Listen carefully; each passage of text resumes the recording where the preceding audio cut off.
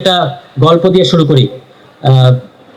কারণ এটা কাঠখোট্টা আলাপ, যেহেতু গল্পটা হচ্ছে যে মাধ্যমিক পর্যায়ের, ওই যে আপনারা জানেন যে স্কুলে অঙ্ক পড়ায়, জটিল অঙ্ককে সরল করতে বলে। থাকে না ওই যে বদমাস, মানে আগে bracket, first bracket, second bracket, third bracket, তারপরে আগে গুণ না ভাগ, লব না হর, এগুলো নিয়ে শিক্ষার্থীদের একেবারে জীবন জেরবার হয়ে যায়। তো একদিন এক ক্লাসে অঙ্কের শিক্ষক আসেন নাই। তো আরেকজন শিক্ষককে প্রক্সি দিতে ওখানে হেডমাস্টার সাহেব পাঠিয়েছেন। তো ওই শিক্ষক চরম বিরক্ত, মানে উনি আধা ঘন্টা রেস্ট নেবেন, ওইটা উনাকে আরেক ক্লাসে পাঠিয়ে দেওয়া হয়েছে। উনি এসে বলছে বই দে, মানে সে যেভাবে আমাদের স্কুলের শিক্ষকের যেভাবে কথা বলেন আর কি। তারপর উনি অঙ্ক করা শুরু করছেন বোর্ডের মধ্যে। অনেক কষ্ট করে এই থার্ড ব্র্যাকেট, সেকেন্ড ব্র্যাকেট, এগুলোর ঝামেলা, তারপর গুণ ভাগের ঝামেলা টামেলা শেষ করে উনি উত্তর হলো 90, মানে উত্তর উনি আসে 90। এরপর উনি বইটাই বন্ধ করে নে শেষ করে দিচ্ছি। এখন ক্লাসে তো কিছু দুষ্ট ছেলেপেলে থাকে, তারা বইয়ের উত্তরপত্র অংশ দেখছে যে উত্তর হলো 94, কিন্তু স্যারের উত্তর আসছে বোর্ডে 90। তো বলছে স্যার উত্তর তো 94। তো আরে 4 যোগ করে দে, তাহলেই তো হয়। মানে 90 উত্তর আসলে 4 যোগ করে দে, তাহলেই তো হয়। উনি এত কষ্ট করে একটা অঙ্ক করছে। কারণ আমাদের স্যার সালাউদ্দিন আহমদ, মানে ওনাকে স্যার বলছে, এটা ব্যঙ্গ করে বলি নাই, এটা আবার কেউ মনে করেন না ব্যঙ্গ করছে। এখানে যদি ছাত্র দলে কেউ থাকেন, মনে করেন না যে আমরা ব্যঙ্গ করতেছি। উনি নিজে বলেছেন, উনি কি বলে সংসদে সংবিধান পড়াচ্ছেন, উনি বলেছেন এটা যে মাস্টারি করতে হচ্ছে এখন আমাকে, এই জন্য ওনাকে স্যার ডাকছে। উনি আমাদের জাতির শিক্ষক, ইমেরিটাস অধ্যাপক।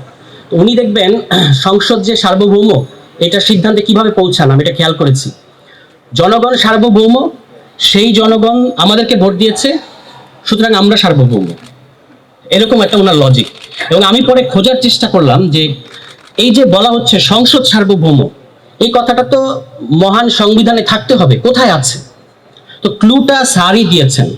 সেটা হলো যে ওই যে অনুচ্ছেদ 1-এর মধ্যে আছে, একেবারে শুরুর যে অনুচ্ছেদ, যে Bangladesh is a unitary, independent and sovereign Republic. আমার ধারণা, শিশির ভাই হয়তো আরো ভালো বলতে পারবেন, আমার ধারণা this is the only time in constitution যেখানে এটা হলো একমাত্র ধারা যেখানে এই সভরেন শব্দটা ব্যবহার করা হয়েছে। এবং এই সভরেন শব্দটা ব্যবহার করা হয়েছে প্রজাতন্ত্রের আগে, মানে সার্বভৌম প্রজাতন্ত্র। তো এটা হলো অনুচ্ছেদ 1, প্রজাতন্ত্র সার্বভৌম রিপাবলিক। অনুচ্ছেদ 7-এ বলা হচ্ছে এই রিপাবলিকের মালিক জনগণ। তাহলে প্রজাতন্ত্র সার্বভৌম, সেই প্রজাতন্ত্রের মালিক হলো জনগণ, তাহলে জনগণ তো সার্বভৌমের বাপ, এরকমই হওয়ার কথা। কিন্তু স্যার তো বলছেন যে সংসদ সার্বভৌম। তো ঘটনা কি?